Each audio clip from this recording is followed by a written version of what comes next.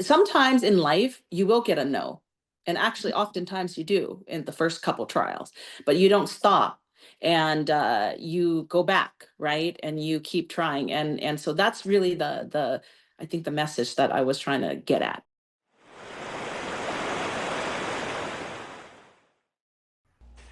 Episode 8, Becoming Visible. Welcome, everyone. I'm Lili Sanjathalangsi. I am the host of the podcast Rooted and Becoming. This is episode 8, Becoming Visible. There are women who walk into a room and quietly change its future, not because they seek attention, but because they refuse to remain unseen. Today, we have one of those women. Bobbie Oudinarath is the embodiment of what it means to become visible, not just for herself, but for an entire community. As chair of the Lao Community Cultural Center, executive director of Chase Bank, she has built a life rooted in leadership, service, and impact. But her story didn't begin there. It began with a journey of survival, crossing borders as a refugee, carrying the weight of her family's sacrifices, and learning early what it meant to navigate systems not built for her. And yet, from those beginnings, she rose, becoming not only a successful professional, but a powerful advocate for Lao American visibility, education, and cultural preservation. Bobbie is also mother of 2 sons, one now on the brink of graduating high school, who reminds us that visibility isn't just about taking up space in the world, but also about showing up fully for the people we love. She leads in boardrooms, in community spaces, and at home with intention, grace, and unwavering purpose. Her work has helped bring Lao history into school systems, elevate refugee stories, and create pathways for future generations to feel seen, heard, and represented. Because of Bobbie, visibility is not just about recognition, it's about responsibility. In this episode, we explore what it means to step into your voice, to challenge the silence, and to take up space in rooms where we were never expected to belong. Because one woman becomes visible, she lights the way for so many others to rise. Please join me in giving a warm welcome to Miss Bobbie Oudinarath. Hello, hello. Bye, thank you, Lili. Wow, that was quite an intro. That was quite an intro. Thank you so much for the kind and lovely words. Oh, you're so welcome. And Sabaidi be my. Yes, so deeply, my Sabaidi, everyone. Hello and greetings to everyone. Yes, yes. Oh my goodness. We just had the Lao Community Culture Center, LCCC, Lao New Year event this past weekend. So thank you so much for leading the efforts along with the entire organization. I was there part of the time. It was, from my view, it looked completely successful. So all I saw were happy faces, wonderful music, just a beautiful, beautiful exchange and celebration of Lao culture and Lao New Year. No, thank you so much, Lili. I would say this, the Lao New Year is a significant time for our community. It is a coming together, a time for reflection of where we've been, a time to think about the aspirations for the future, where we want to go. And it's a time to be in community with one another for a shared purpose of preserving our culture, sharing our vibrant, beautiful culture, right, with everybody, and celebrating, bringing joy, and again, just being present. And so the new year for us is significant. But I will say this, the shout out really goes to the wonderful, hardworking men and women, members of the Lao Community Culture Center, from the board of directors, executive team, and also the lovely and wonderful volunteers and team members. It takes a village to pull together a full weekend of cultural showcase, right? We had Go Pageant, which is a beautiful cultural tradition that every Lao community must have, right? We need to select and showcase our Nang Sangkhan every year. We also have the coming together and celebration of our youth through the Youth Scholarship Program. This is, one of the programs that LCC is proudly focusing in on and leaning on because our children are our future. And also the performing arts. So performing arts formalize with LCC last couple years, and we've just taken off and been able to go through other communities and mainstream to share our beautiful culture through performing arts. So we were able to put together, right, that weekend, so many different elements and programs that LCCC, the Lao Community Cultural Center, is focusing and leaning in on and delivering for the community. But then importantly, there could not be a Lao New Year with the wonderful music, dance, and all of the tasty Lao food. So the Lao cuisine, it's definitely my favorite part of the festival for sure. So thank you, Lily. I think you're correct. The feedback from festival goers, the feedback from the organizers, right, from partners, from allies, has been nothing short of positive and beautiful. So it gives me great joy and hope that together with Unity, we're going to continue to celebrate and be able to, do this for years and generations to come. That would be wonderful. I love it. I look forward to every year. Thank you. Yeah, welcome. Well, this is a big topic, becoming visible. Before we do that, though, I just wanted to give you an opportunity to share with me and our listeners. Bobbie, what do you look forward to in 2026? Break it down for us professionally. What are you looking forward to, as well as just personally? Yeah, sure. Sure. Yeah, I would say this for me in my life, I kind of segment my life into three buckets. So we've got obviously the professional segment, we've got the community segment, and I would say this, my most important job is being a mother, right? So there are different things that I'm leaning in on in each of those life lanes, I want to call that, and they happen concurrently at any given time. All those priorities are going on, and I'm juggling all those different priorities, right? So I would say in the career aspect of my life, for me, it brings me a lot of joy to be able to lead with purpose and take others along. I like to create spaces at the workplace where people can be their full authentic self.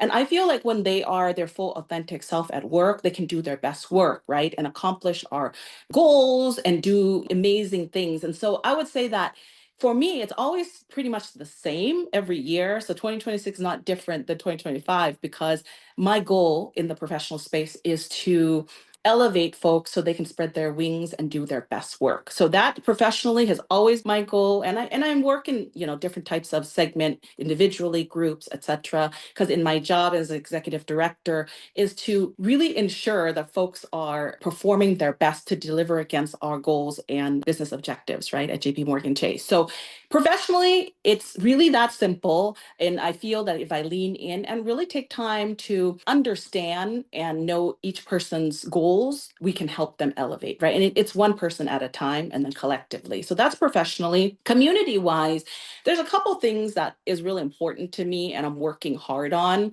As you had shared, being the first female chairwoman for the Lao Community Cultural Center. So our organization is 40 years legacy. I'm the first female to break that glass ceiling and provide space and be a role model for younger folks looking up to say, hey, if she can do it, I can too. So super important to be able to go in spaces and represent and bring my authentic self there, right? But in the community space, I would say I'm leaning in on how do we as a community really come together and through shared mission of cultural preservation, elevate one another, support one another, and help one another, collaborate with one another so that we can shine the brightest and go places where we've not been, but if we have been, just pronouncing it and doing, more and better, right? And so I would say focusing, leaning in, and one of my favorite quotes at the 50th year Lao Refugee Reunion event, I actually spoke about this, and I said this, I said,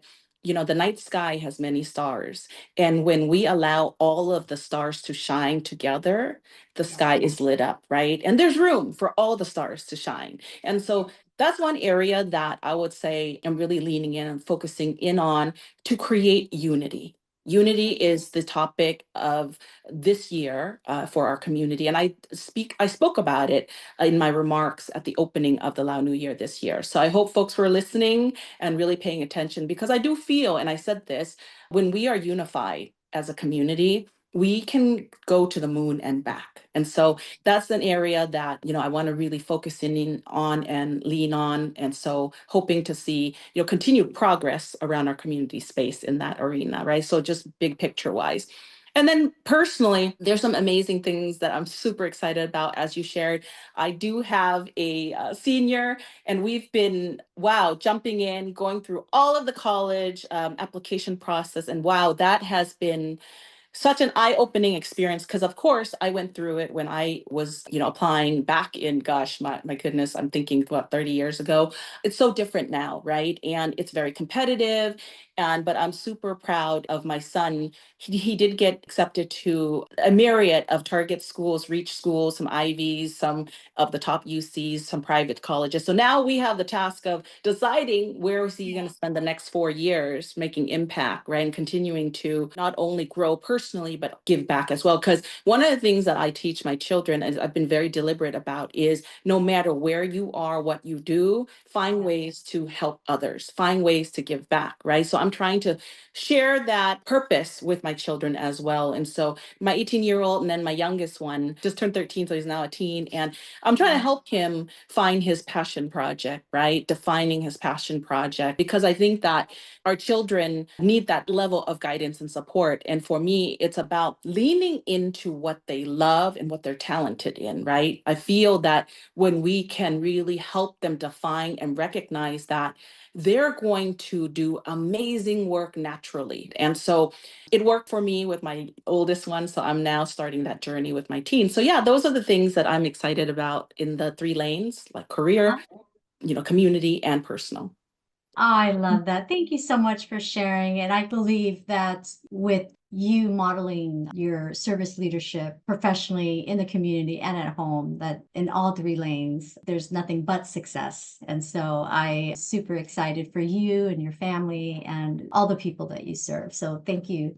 Thank you so much for sharing that. Thank you. I hope that wasn't way too long, but I felt that I kind of had to. No, it's totally fine. I love it. I love it. I love it. You're so natural.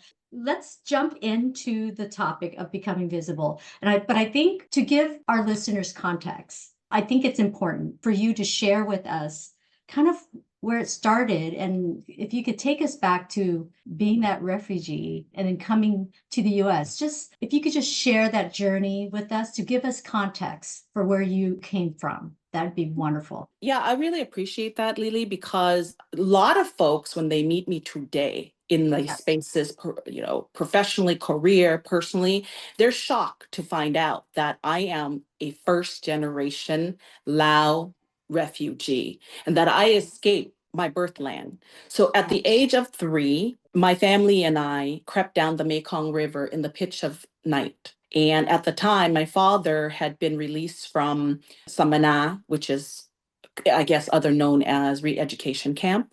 And he had grown really ill from ulcers being in the camp, malnutrition, stress, induced upon the in-campees, right? So he then secretly made a raft out of bamboo trunks along the Mekong River banks. And one night we crept down the Mekong River, and my family at the time was a family, because we have in my family 9 siblings, including myself. So I have a family of 11, believe it or not. And we crept down the Mekong River, and we had to do 3 trips, risking our lives, risking separation, risking never seeing each other again, because during that time, there were soldiers patrolling the banks with guns. And so if we were discovered, we probably would not be together again. So in the pitch of night, we crept down.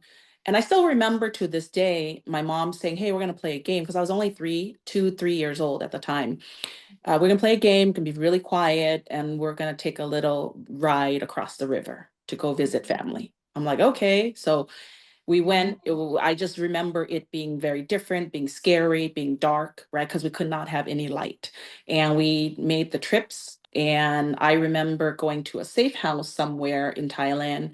And then by daylight, we made our way to a refugee camp in Thailand. So we spent some time there at the refugee camp in Thailand. Eventually, we were able to, and I don't know the details of this part, but we were able to transport to the Philippine Refugee Camp Processing Center. And so I did actually lived in two refugee camps. And so then we spent some time there at the Philippines refugee camp where, we had to survive. We had to learn how to make money. Yes, there was some food that was allocated, but it wasn't enough, right? I remember my family turning the rice allocation that we got, because we had at the time and we grew. My mom had my youngest sister, and also when we came to America, we had another brother. So we were seven at the time, but eventually we ended up being nine siblings. So they were had to be very creative and stretch and make things work. And even within the camps, we turned the rice allocation into making noodles and selling that to other camp folks and trying to help us be able to buy more proteins and do different things to survive, right? It was hard. The life in the refugee camps was super hard. I mean, there are, lots of things that I would say, living in makeshift shelters, having to forage through, I would say, like dump grounds, right, for food and things like that. And then, like I said, trying to also meanwhile preserve our culture and heritage. And actually it was in that camp that I learned how to do performing arts. So we actually still found ways to celebrate our cultural heritage. And I actually was able to still have some of the assets and pictures, right, from the time when we were there. And my father also brought some books along and was able to give back to the camps by teaching other children and folks Lao language. So, back then as well, right? My father is who is my hero and inspiration. And I've learned a lot from him. And it is through him that it is why I learned to give back, right? Because I saw him early on, despite our grim situation, still trying to help, still trying to, preserve our culture and still making it a top priority. So despite our circumstances, right? So coming to America, we landed in Santa Barbara. So yes, very fortunate because I could have landed anywhere, right? But Santa Barbara, but here's where there's a double-edged sword because yes, beautiful location, but cost of living was really high there. And also we were one of very few, right? I would say in my time growing up there's probably like 20 families max. So I did not grow up in a community where there was a lot of Lao family. I learned how to speak and the Lao language. I never went, obviously, I wasn't educated for writing and reading, but I learned phonetically through my parents how to speak Lao. And I'm grateful for that because at home we spoke Lao, but then when we went out into the world, of course, there was not a lot of Lao families or friends. So I quickly assimilated with the English language and so forth. So even though the Lao language is my first language, I would say personally, English is my stronger language, and then the Lao language is my secondary. So yeah, so that's kind of my story. And then I, grew up in Santa Barbara, jumped in. And one of the things that I learned early on was that for me to really make a life for myself here, I needed to be great. Whatever I was doing, I had to jump in with full heart. So this lesson I learned early on, whether it was in school, in sports, anything that I was going to be doing, okay, putting my time in, Lily, I knew I had to give my full heart and just be excellent. And it has served me well because again, whatever it is that I was doing, I did, rose to the top. I won many, whether it be sports, art, education, I was always, right, excelling because I gave heart and I jumped in and I gave in my all. So I would say like that would probably be the undercurrent for why I'm who I am today, right? It's just because I'm jumping in. I love that. So when you talked about your dad being your hero, can you share some of the values that he instilled upon you? Because it sounds like, you were very much, you gave heart growing up. you gave it your all in everything that you did. You learned the value of being present. Yes. Wherever you were doing, you were there, you were focused, laser focused. Was that something that he instilled in you, or where'd you get that from? Yeah, no, thank you. So my father, an incredible man, and in hindsight, closer to the end of his life here in America, we learned that my father was not just a teacher, was not just a administrator back in Laos, helping with urban development and creating schools and hospitals and wells and stuff.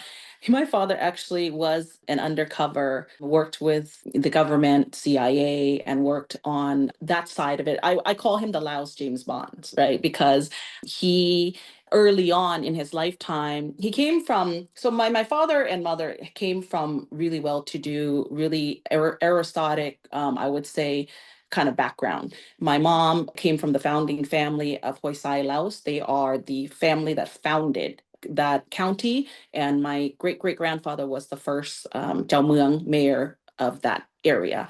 My dad was from a royal background in Siang Kuang, and early on, 5, 6 years old, he was already taken away to go to boarding school. My father was educated at like abroad, right, in many different countries, and he never actually got to go home again until he got married as an adult. So these, great men's, right, that's what happens, is they're taken early on to educate, develop, and learn the ways of the world. And so when he came back out, he went through military school as well. And because of his early selection, undercover work, obviously his purpose and mission was never shared with anyone, right? And so he went through military school so that he can be close to the generals and at the same time serve the royal, government and all of that kind of stuff. So my father, I mean, giving you that story, now you can understand, right? It takes discipline, it takes focus, it takes heroic, components, and being Yeah. brave and bold to really do the work and do it in a way that protects the country, protects communities, protects people, but also, serving the community. So that's where I get it from, all right? Just, of course, I didn't know this about my father, but just watching him in action when we came here, just creating a new life here in America, his resilient spirit, his hardworking spirit, providing for a family, all of that really inspired me because I knew that early on I had to be somebody, I had to myself put in the work.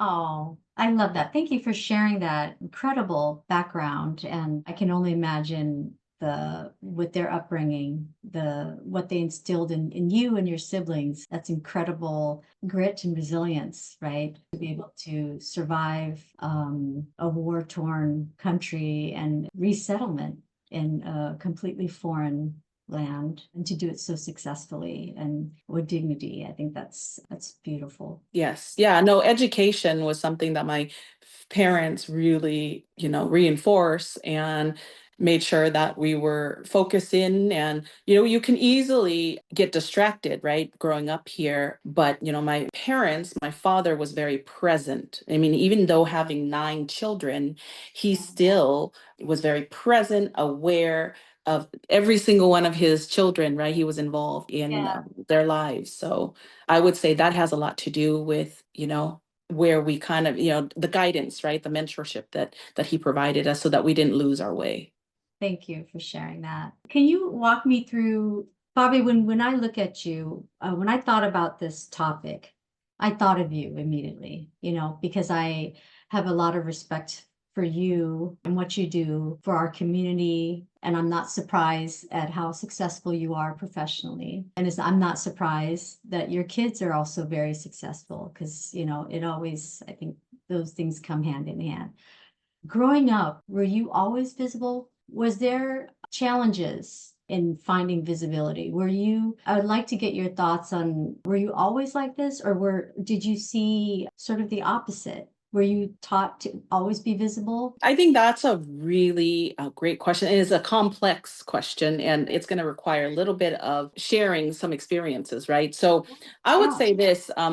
Firstly, being Lao American, okay, coming here, because we didn't arrive, even though I left Laos at 3, we didn't arrive to the US until I was 6 years old.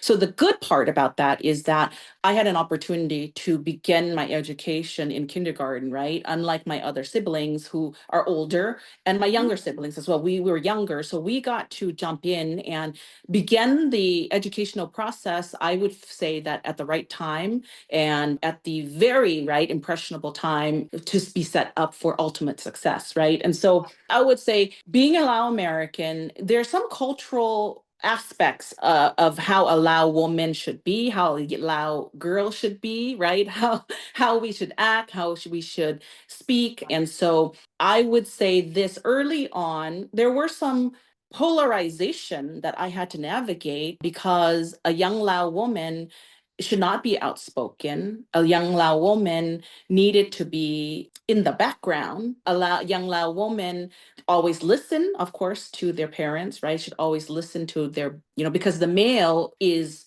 given, I would say this, higher regard than a female, right, in our culture.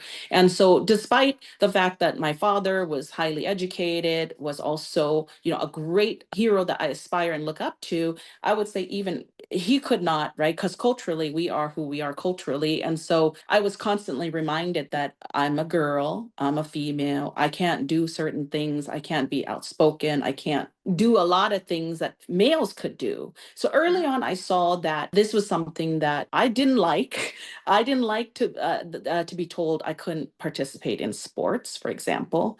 I didn't like to be told that there's just certain things I couldn't do after dark, right? Like there also Yeah. when we're having conversation, I'm told that I should just keep my opinion to myself. And so you can imagine, like, for somebody that, now I'm growing up here, I'm learning about what it means to be American.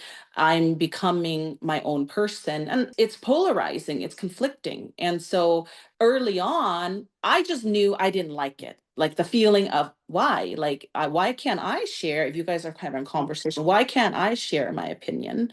And then it's like, well, I really enjoy sports. Like, why can't I go and be on a sports team and compete? And, why couldn't I do that? So I was asking a lot of why questions, probably to the point where my father was like, oh my God, if I don't let her do this, Yeah. she's going to not ever give me peace.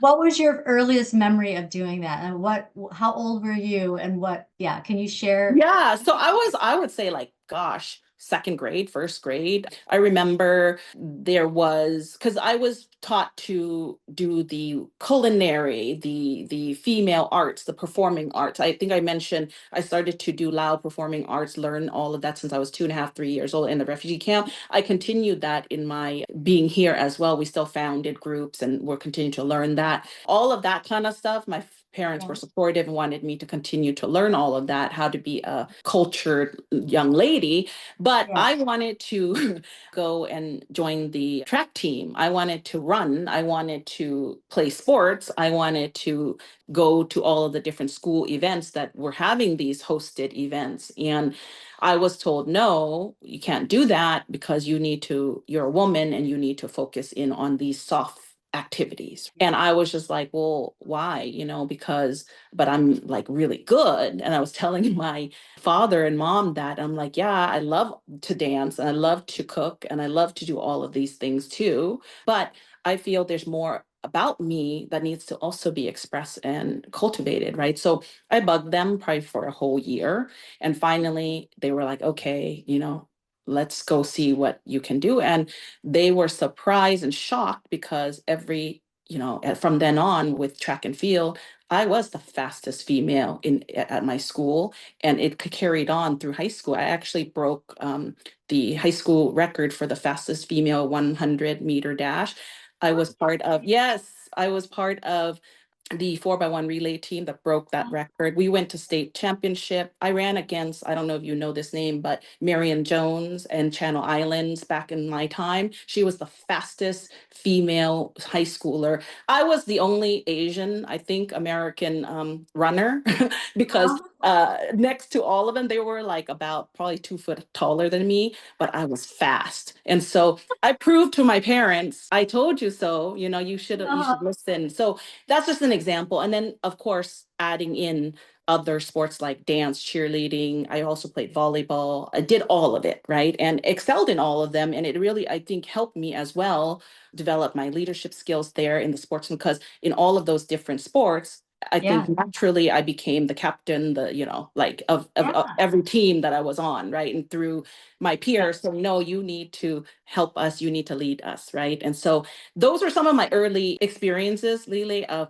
breaking the status quo of what a Uh, Lao lady should be, right? So I think I taught them that you can be both. You yes, can develop your soft skills, be yes. feminine, but you can also develop these other skills as well, and still be a woman and still do all of those things with grace and balance. So that's an example early on, right? So like I would say second grade, yeah. Oh my goodness. Oh, I love that. And I can see being in sports, I think there's a certain mindset that athletes have. I'd love to ask you, it's kind of a departure from the topic, but when you're an athlete, I feel like you have this mindset and focusing on winning Hmm. and visualizing winning. And there's a certain mindset that I really appreciate of athletes. Because Hmm. I think athletes are naturally set up to have a very winning mindset, abundant mindset, that it's a wonderful thing if you can tap into that kind of level Hmm. of visualization, you know what I mean? Of being successful and all that. And I don't know if you did that as part of your sports training, but if you did, clearly it has paid its way and it's impacted your success in life. But I'm just kind of curious. Yes. No, I think that's very appropriate, because having the winning sports athletic mindset means you have to be self-motivated. That's one. Self-motivation means you have to put in the work. So it takes practice. It takes, if you're needing to improve on your time, you need to improve on strength, for example, you have to put in the work. You have to go to practice. You need to put in the time, and Yeah, then you have to elevate and push yourself to compete against people that may be better than you, but you don't know until you go on that racetrack and you go for it. And so it teaches you to stretch it, and it teaches you to go after it, and it teaches you discipline, and it teaches you competition. And then obviously for me, being captain of the different teams, I not only had to look out for myself and lead with purpose and lead, by example, but I was also looking out for my teammates and making sure that they're also showing up and they're also applying themselves, because it is a team sport. At the end of the day, we have to win together. Everybody has to do their part to win as a team. And so, yeah, I think early on being in sports, in my opinion, really helped me to cultivate my leadership mindset, my leadership skills. I learned to make mistakes. I made mistakes there, right? And I also learned and grew a lot there. Because yeah, sometimes in sports, you can also push people really hard to the point of they're like, oh my God, like you're pushing me really hard. But at the same time, they also, through your pushing them, they also yeah, grow. And so it can absolutely. go either way, depending on, that's where I kind of learn like how to customize motivation, and by really understanding each person individually.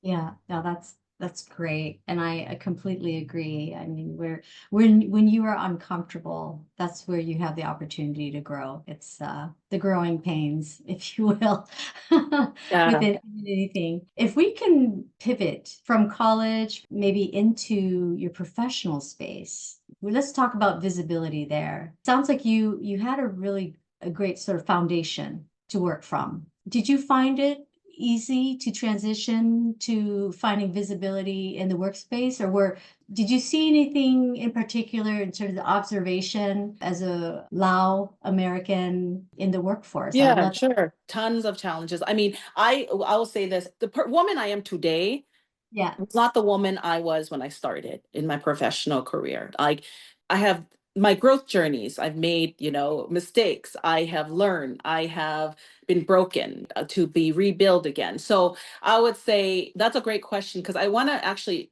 notate something else in my younger years that really carried me, and it stayed with me. It was a seed that was planted. So I think I mentioned culturally, right? Like there's a different kind of expectation and there's a different kind of perspective put upon us, like you're male, you're female. I was told like many times, like, oh, too bad you were born a woman Oh, when I was younger, right? Because yeah.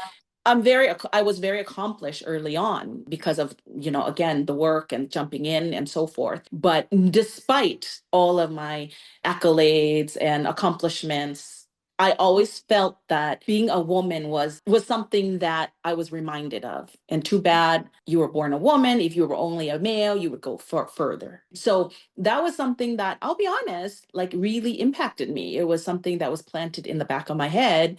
And, even, throughout when I started my career, I'll tell you this. I've had both male and female bosses, managers, what have you, mentors, and so forth. Surprisingly, from both gender, I've had challenges posed against me for being a woman. I would say this, it's the ugly side of sometimes corporate America. It's very competitive. Unfortunately, it is not all easy, and folks want to help you grow and folks want to help you get where you want to be. That's why, because I have gone through some of these challenges, I deliberately don't want to be like that, right? I am the opposite of that. And I want to take people along, help people. And there's no ego and there's nothing but love and support for people, because I have been in places where I was told I thought like a woman. One male boss of mine said that to me. And at the time, I didn't know how to respond, because you grow up in a household where you listen to your parents, you don't be disrespectful. That carries on into the workplace. And when your boss says things early on, it's like you take it, you Right. listen. And that happened to me. And even though my internal persona wanted to jump across the table and be like, let me show you what a woman can do. And yes, you're damn right, I am a woman, and I'm proud to be a woman, right? I early on did not, my voice, I didn't have the courage to speak up in that kind of situation. Also with female bosses as well, because sometimes, and this is the thing, in our professional space and maybe sometimes personal and social too, you're judged on how you look. You're judged on how you look, and people don't give you intellectual credit, right? Based on how you look. They assume you must be not very smart based on if you're pretty, if you look a certain way. Yes, Does that make sense? yes, yes. So I will say this, I have been put in places like that. Females typically will look at me and put me in a box that way. Male bosses will look at me and say, oh, well, she's female, and not give me the credibility and space to allow me to do the things that I'm Yeah, capable. So right. I'll be honest, yeah, it wasn't all easy. I had to really earn my seat. I had to compete through good work, Yeah, becoming the best, whatever it was, position growing into, navigating the corporate world.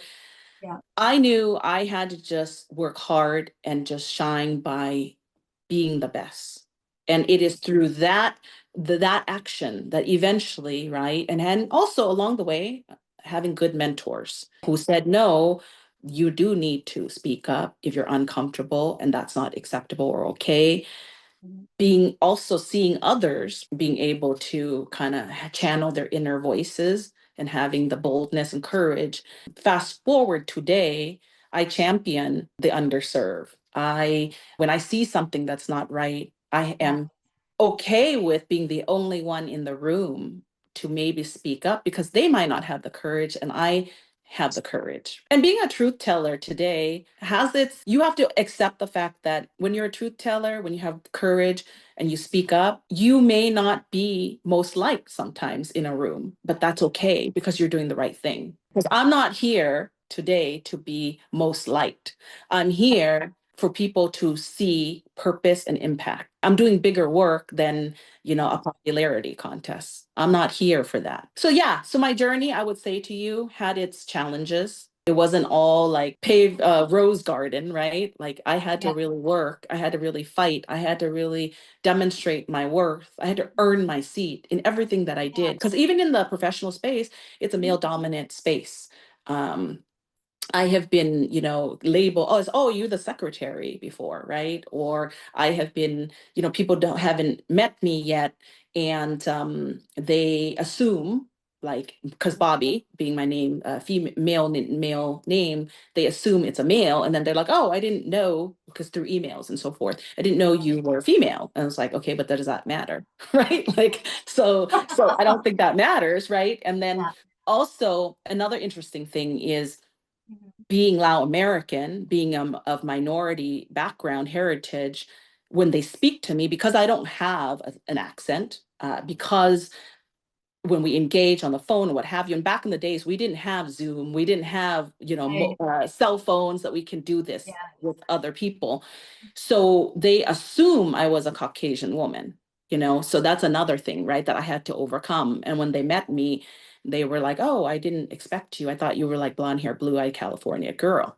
And I'm like, okay, well, I'm not, but does it matter, right? And so in my time, Lily, Yeah. I've had to really break glass ceilings, challenge the status quo, Yeah. be loud, right? Speak my mind, challenge, right? And at times it got me in trouble with folks that I work for, because I didn't necessarily always agree with them because they were wrong, because Yeah. sometimes they took action and did things that was not appropriate or right. And today I have the courage, the strength, the space to speak up and represent others, but also represent myself, right? I won't tolerate that. But back Mhm. in the day when I was just jumping in 25 years ago, okay, Yeah. because I've now been at my firm for 25 years, I did not have that strength, that courage. It takes time, and it's through mistakes, it's through learning from others, it's through doing, it's through being mentor, right, that I am here today. So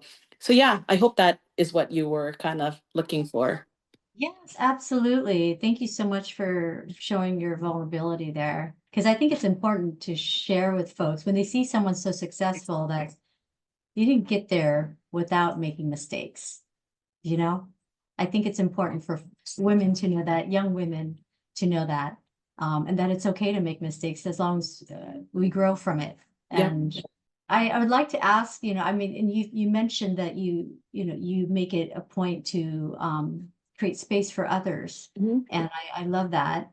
Talk about how you are using your voice to create space for others. I know I've seen videos of you teaching public speaking with our Nangam. Yes. You're doing so much. I'm sure there's so many other things that you're doing that I don't have visibility to. And then additionally, what feedback can you give to young girls, young women, on how to reflect on creating space for themselves? Like what ideology, approach, be it, fail fast or whatever, like just to kind of maybe even provide an example. I know Mhm. you gave one where someone said that you think like a girl. But if you can maybe provide Yeah. another example, that would be amazing. Thank you. Yeah, no, absolutely. So for me, I learn from, it's not just about me mentoring, teaching. I feel that I am a lifetime student. I am a lifetime student of leadership. I have, I love to read. I have learned from, great thinkers like, Plato, Socrates, like Nietzsche, Mother Teresa, even Buddha, right? Like I actually always go back and reflect on philosophies and thoughts and logic, because I feel that through the lens and experiences of others, right, we can learn a lot and we can grow a lot. And I also learn from the youth, the elders, people in my workspace, people in my personal space. So whenever I interact with somebody, I think the biggest thing that I try to be very cognizant of and present is to stop and really be present in that engagement and listen. You can learn a lot, right, when you do that. And for me, it's about shared journey of helping one another. So yes, in a lot of today in my space, I serve as a mentor for many, right? Whether it be professionally, personally, what have you. but it doesn't mean that I don't learn from them, right? I'm also learning from them through my coaching, my mentorship. Um, I go back to my tip for folks always is this. Firstly, to do great, you really need to understand and know what it is that you're passionate about. What is it that makes you happy? What is it that you would do regardless whether you're paid or not, right? What brings you joy when you wake up? What can't you wait to go and do? Those are all the things that a person has to self-explore, and you can only know the answers to that once you have explored that by jumping in, by trying, by talking with folks, by engaging, correct? One of the biggest mindset that I always try to pass on to others is you can't be great if you don't start. Does that make sense? There's no opportunity for you to be great if you never try, you never start. And so there's no such thing as failure necessarily. If you try something, it didn't work out, you take away lessons that help you grow, uh, that taught you to something new that you didn't know about yourself or whatever it is, right? So if it's a skill, if it's whether it's, am I going to like this or not? So I always encourage folks, explore that aspect in your professional space, in your personal space, in your community space. And I think that only through that type of mindset will you understand. And then once you figure out what makes you happy, what brings you joy, then jump in with your whole heart, right? And that goes back to the theme that I said before, is like, because when you do that, when you jump in with your whole heart, there's no such thing as a mistake. Right. You're actually contributing in a great way. Because I would say this, and not to be cynical, but sometimes not everyone can do great things, but we can all do things in with great love. Do you see the difference there? Yes. So it's a matter of what is it that you're trying to accomplish, and do you make impact? Yes, you do, if there is great love in what you do. Yeah. No, I agree with that completely. Thank you. Thank you for sharing that. I think we covered quite a bit in the topic becoming visible.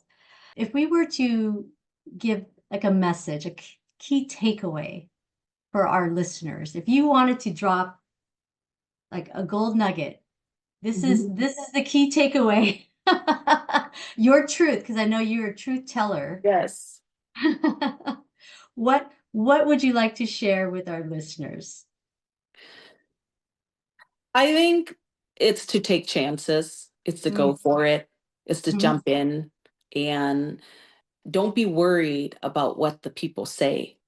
Yeah. Jump in, have intellectual curiosity, be bold, right? Because you have one life to live, and only you, right, will benefit from your experiences. Does that make sense?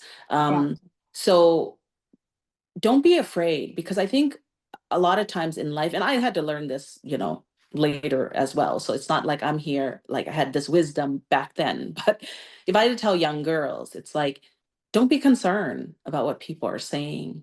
Pursue your dreams, pursue your passion, right? And what you want to do is not for everyone, right? You have to figure that out, and you have to go for it. And sometimes it may take a while for you to figure out what is it that you want to do. Like I will share with you, when I came to UCSD, I had two majors. I majored in biochem, psychology. I had two minors, history and econ. So, and then fast forward, I'm in banking, right? So how did that happen? Yeah. How that happened is because I gave myself the opportunity to explore and to find out what it is that I'm good at and lean into my strengths. So I think the takeaway is go for it. Don't mind what other people are saying, right? It is your life, it is your journey. And also, don't be too proud to ever ask for help. There's a lot of folks that are out here willing and wanting to help and mentor others, right? So I would say like that's a message that I want to give young girls. Like, you can do it. You are as good as anyone, right? If somebody can do it and somebody's done it, you can do it too. Like, that's really, I would say that, like, for all men and women, right? Like, that's really my message. And it's never too late. Whether you're young, you're older, this is the message. Yeah. Go for it. Jump in. You can do it. If you see somebody doing it, you can do it, right? So That's a great message. Thank you so much. I also wanted to capture a moment. You talked about your inspiration role model being your dad. And thank you so much for sharing that. I kind of would love to give you an opportunity, if mhm. you'd like, to just to share something about your dad, or it could be one of your mentor. It doesn't have to be just one person. Mhm, mhm. But if there was a truth that they had taught you that you wanted to share with just the impact that they've had in your life. And I know you did talk a bit about your father, and it's okay if you'd like to continue to share another story, but I would love the opportunity for you to just kind of pay homage and Yeah, no, I would say this, a couple things come to mind, okay? Yeah. A couple things come to mind. I would say that one is, my dad taught me, and I still remember this. He's like, you know, words have impact. Mm. And he says, before you speak, Mhm. you need to run it through your head 10 times. I still Um, remember this. And if it still is what you feel strongly about and want to say, then go for it and say it. Okay. But don't just react and just blurt out stuff without thinking. So he taught me how to be disciplined in my approach, because word have consequences, like he said. And once you say it out loud to somebody, yeah. right, you can't take it back necessarily that Yeah. easily. So Yeah. I would say that's a nugget that has carried with me. And I always try to be very thoughtful about how I engage with folks. Mhm. And I try to, with a level head, not always successful with this, but with a level head, always think about things in that manner. But if I still believe it is my truth, I still believe it is the way that it needs to be said, right? I still will then go forth. But there have been times when, I thought about it. I'm like, okay, it's not that serious, or it's not that important. And then I'm like, let's file that away. Yeah. So that's one nugget from my father. The other thing, and I think a lot of women who are successful this will resonate with us. Not everything does not have to be perfect at every given time. You know, um, Sure. you sometimes it's good enough and you need to move forward and you need to jump in. And I think this is something that I see, and it's more prevalent with women than men. And I'll give you this example. Lots of studies, and also through my own experience when I've had positions and postings and I'm interviewing for a role, a position, right? What I observe and see statistically, it's just the truth, is men, whether they're ready or not, they will apply, they will go to the interview, they will jump in, and they're not afraid to be like, well, no, I don't have that experience, but I'm willing to learn, and here's why I feel I can do this job, right? They have no business or place yet to even apply, but yet they're very confident and they go for it. That's so true. Women, we will analyze, we will do pro and con, we will talk to all of our friends, our colleagues, we will, you know, think about it Overthink. for months. Overthink. We will stress over it. We will, like, oh, well, I don't have, they want 10 of these characteristics, qualities. I only have 7. So I'm not there yet, right? Like, uh, it's called analysis paralysis. We will then talk ourselves out of going for it. right? And Yes. I see this in my professional space. I see this personally with my friends and family. And I also see this in the community space, right? And so that's another, I would say, good tip, takeaway. Yes, you're ready. The fact that you're already looking at it means it's time. And if you don't get it this time, no big deal, because you're going to learn why, right? And you can improve on the next one. And you will be surprised that when you go for it, what happened, what's possible. So Yeah. unfortunately, today, it is still a reality that women have to overcome.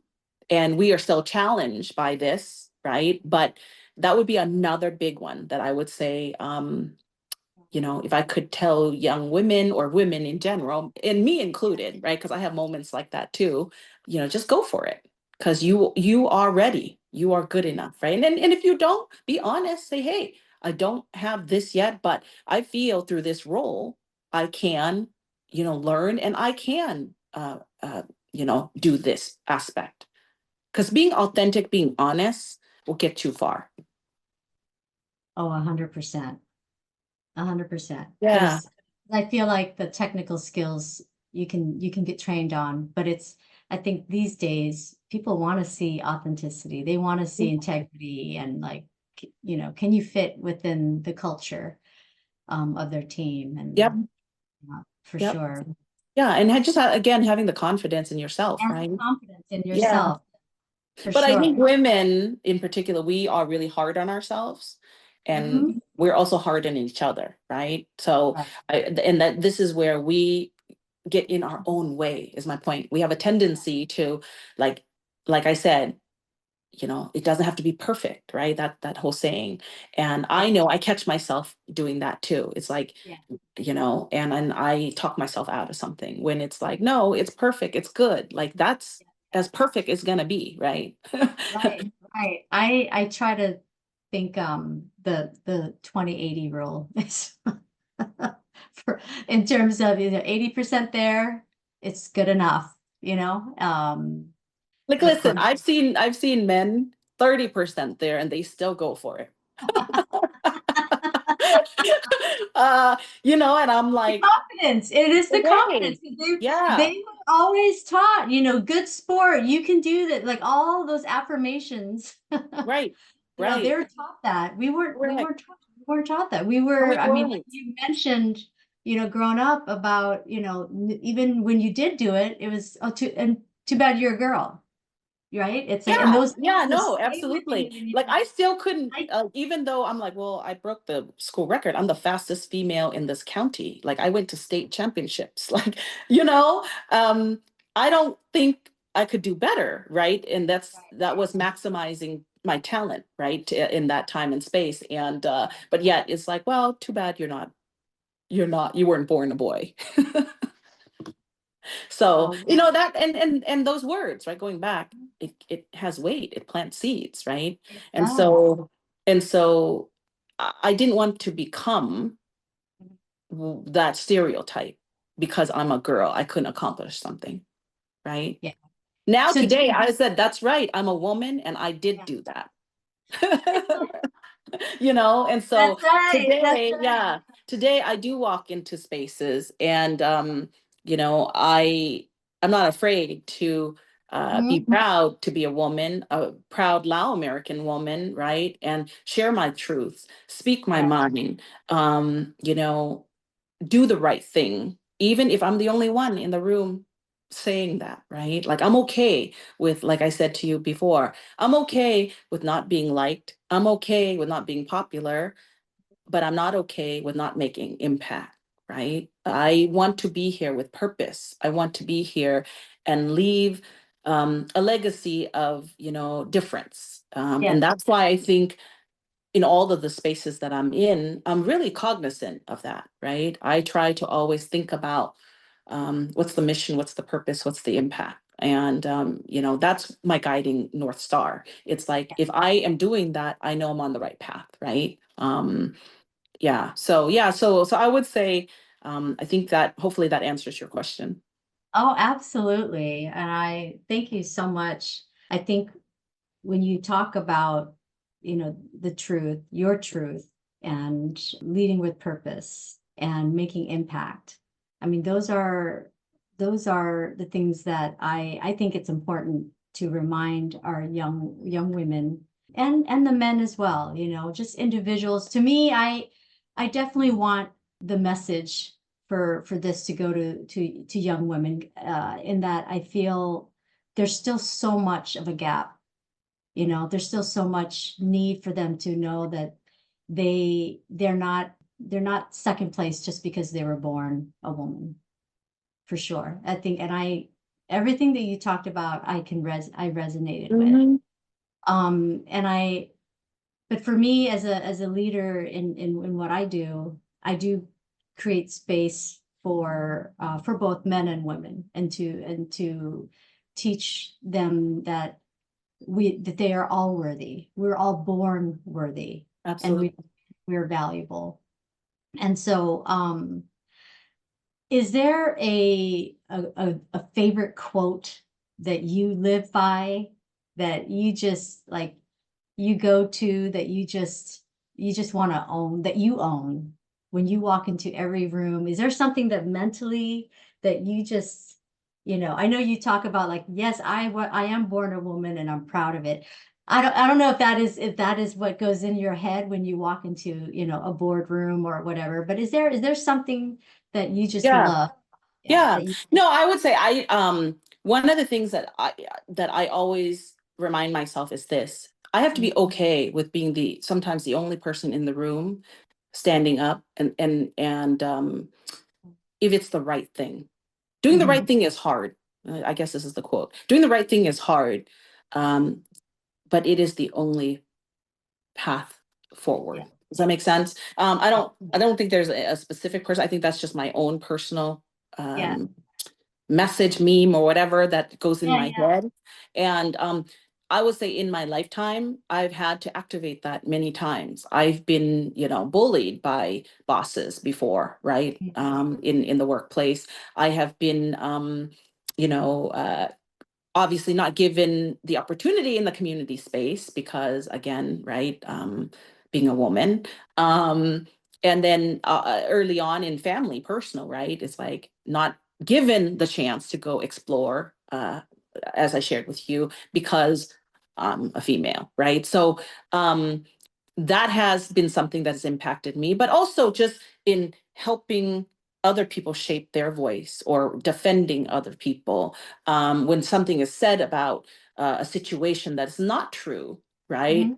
I have the courage to say, let's take a pause, because there might be a misunderstanding there. Let me share with you what I know, right? Let me help you have some facts about this. And let's talk about that, right? Having the courage to say, hey, I hear you.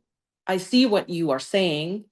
Okay. Let's now take the opportunity will you give me the opportunity to listen to what I have to say about this? Because I think that right now it might be one-sided, for example, right? So there's a lot of different chances and opportunities that, whether it be one-on-one or in a group format, right? Or in a bigger setting, having the courage to stand up, even if it means you're the only person in that room, and say, hey, wait a minute, that is not right, right? Doing something about it. And that allows me to sleep at night. And I feel that when I do that, I feel like I'm doing my part as a human, because I teach kindness too to my children, right? Like, it's not always about yourself. It's about how do you help others? So for me, it's not only defending myself, it's actually standing up and representing and taking people forward. Like AB 1393, actually, this is a good example. In 2018, I had learned that SB 895, Senate Bill 895 had passed. And it had passed, it was like August, yes, August. I still remember that, August 2018. And they were going to create a model curriculum, K through 12, California school, public schools, to teach the history of Vietnam, Cambodians, Hmong. as it pertains to the Vietnam War. Yeah.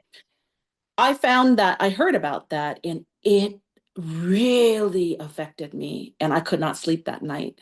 And I waited till it was like 4 o'clock, 4 a.m. I was like, oh, I got to call. And I knew to call Peter Computon, who you know and love as well in our community. He was well connected within the Lao community at the time. And I waited till like, I don't know, 6 a.m. called him. Yes, although I have called him earlier in our time partnering.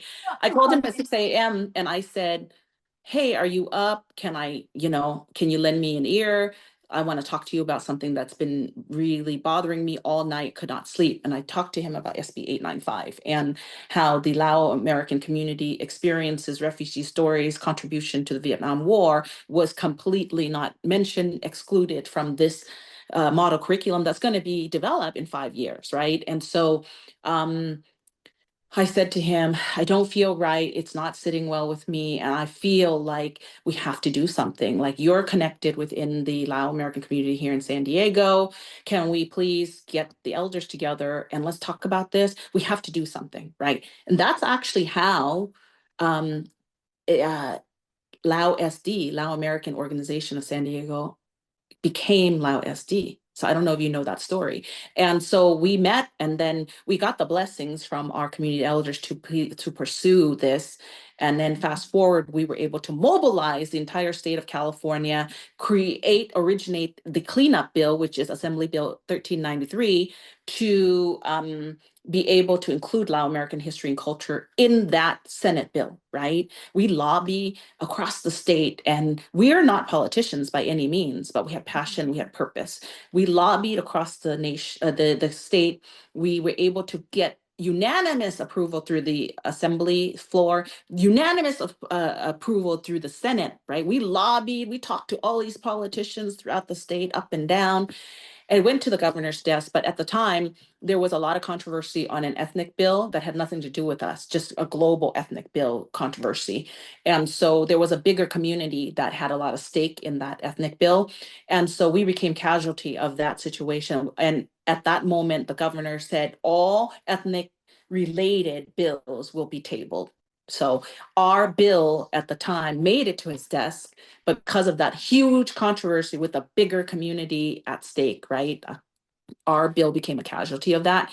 However, the impact that that bill has made today, it influences how we locally can make decisions to teach, right, depending on the student population, certain components of it. And so we actually will be coming back to address this locally in San Diego, and feel that there's a pathway forward to finalize this, where the Lao American culture and history will be of a curriculum. So we're still working on that, but I wanted to share that. That's an example of how something didn't sit well and I spoke up, even though at the moment I had no idea if people were going to go along with the journey, right? But I went for it.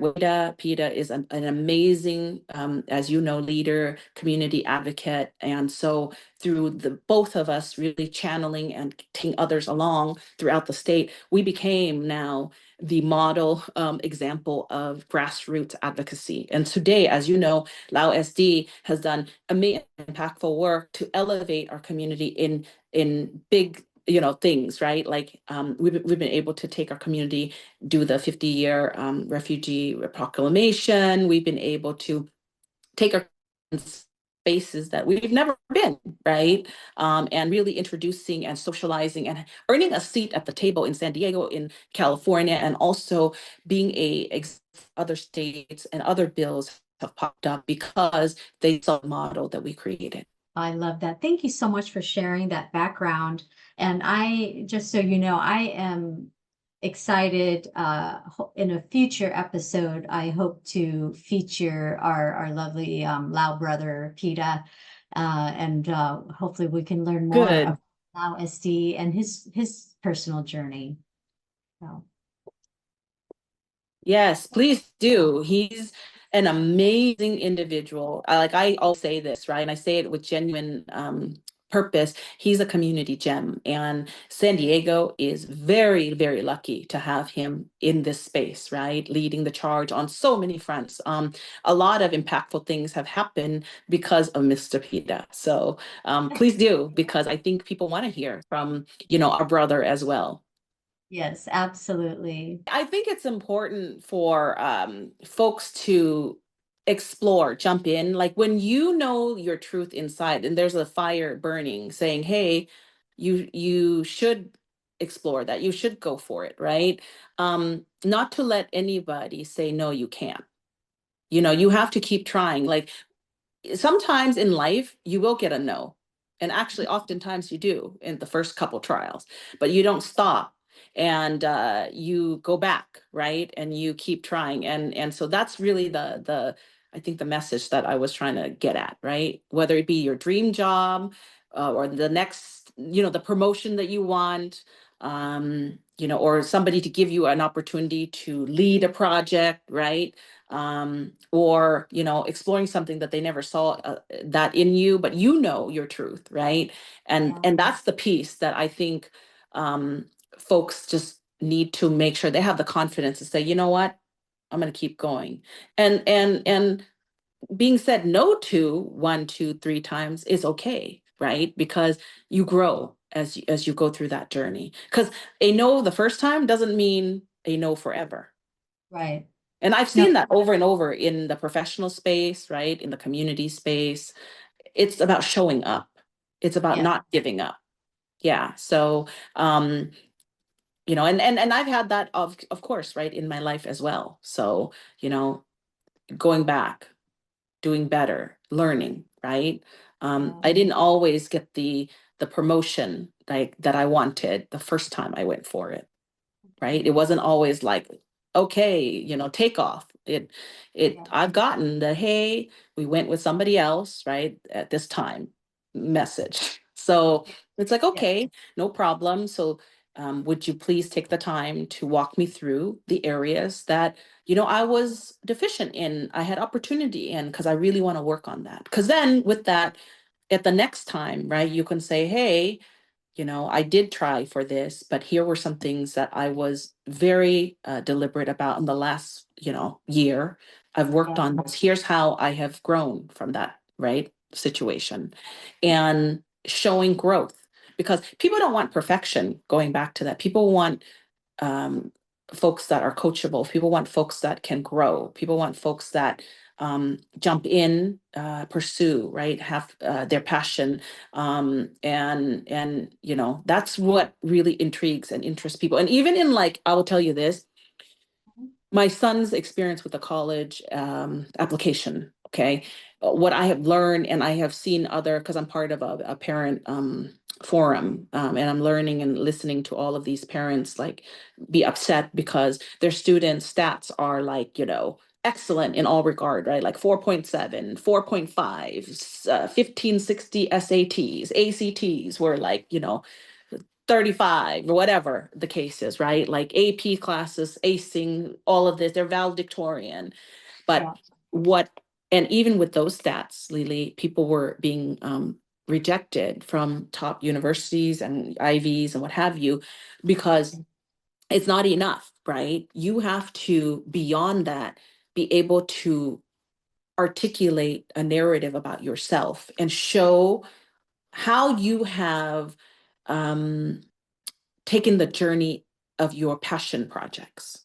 Right.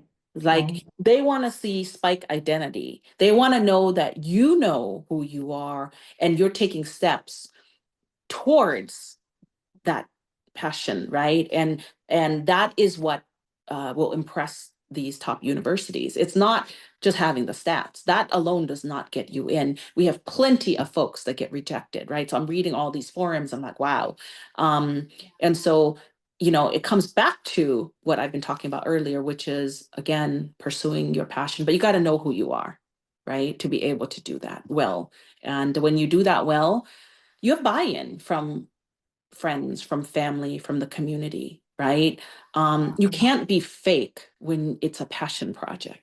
Authenticity will to be honest with you, will get you the accolades, the love, the belief, right? When you say, let's go this direction to a group that you're leading, they feel it. It's not just about do they hear what you're saying? They feel what you're saying because you are passionate, right? You are taking folks there because you believe in that. And so I think with everything that I do personally, professionally, and even being, guiding my children, I show them my heart. I always feel that when you show people your heart, you get their mind, right? You influence them. And so Dale Carnegie's book, How to Influence Friends and I think that's the book, right? How to Win Friends and Influence People. That's been a book that that's helped me personally and professionally. Another one is Steve Covey's 7 Habits of Successful People, right? That's also another leadership book that has been really impactful, right? So never stop learning, continue to be a student. And I think that if you're authentically engaging with folks, listening, learning, you will win the hearts and minds of those folks. I love that. Thank you so much for those goals. Love it. Yeah. And honestly, Lily, like I just love this. I think I'm probably a nerd this way about this kind of stuff because in my future, actually, I do want to pursue my PhD in this type of leadership forum, right? So whether it be um, I'm still exploring that, but that's actually something that I have not yet done that I will pursue in life. And somewhere in the future, it is a life goal that I want to have because I really am interested in this arena and I want to be able to come back and also help others, right? So it's not just about your growth journey and accomplishment, it's about coming back and how do you give back and help others. So that's a life goal of mine that I thought would be relevant and to share. I love it. Thank you for sharing that. And I have no doubt you're going to be a success when you are ready to do that. Because I know you have lots of irons in the fire, a lot going on. And so thank you so much. Thank I you. absolutely enjoyed our conversation. It's been it's the highlight of my week. Oh, that's so nice of you. Well, Bobbie, I have enjoyed our conversation on becoming visible. You've given so many nuggets to our viewers. I cannot wait for them to join and listen to this. We hope that you continue to just be a voice for the community, for not just the Lao community, but everyone that you serve. And so thank you so much for your leadership and your kindness and leading with purpose and intention. And so we need more light like you. So I so appreciate you and your friendship. So thank you.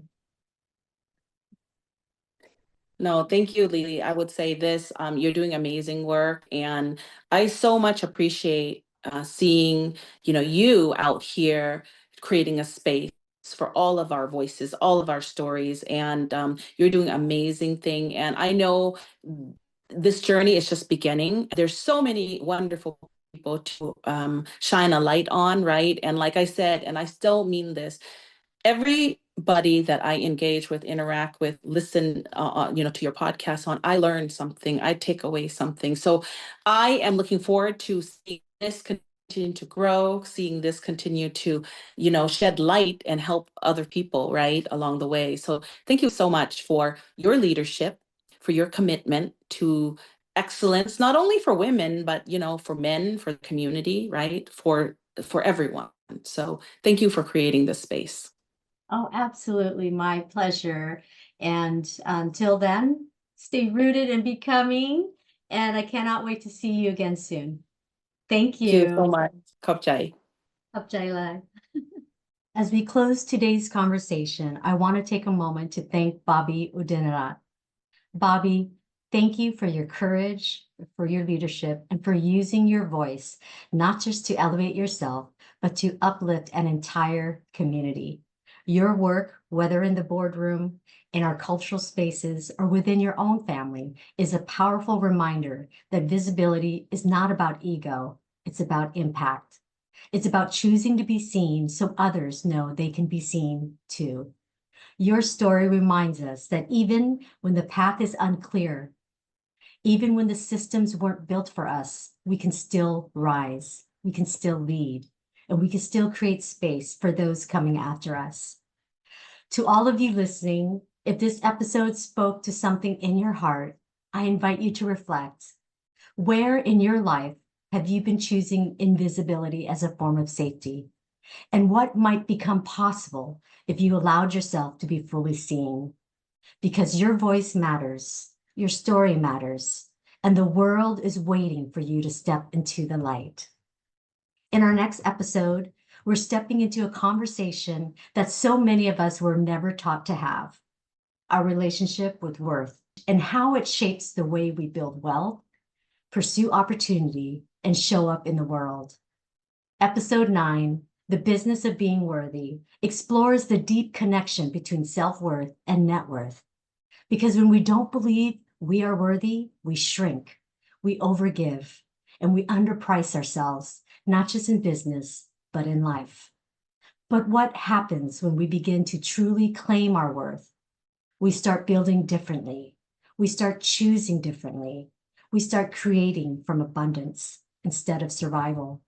This next conversation is about rewriting the narratives we've inherited around money, success, and what we believe we deserve, and stepping into a new way of being that is rooted in both purpose and prosperity. Until then, stay rooted and keep becoming. Bye. Please follow and subscribe at Goldtree Co. Stay rooted and becoming, and worthy beyond measure.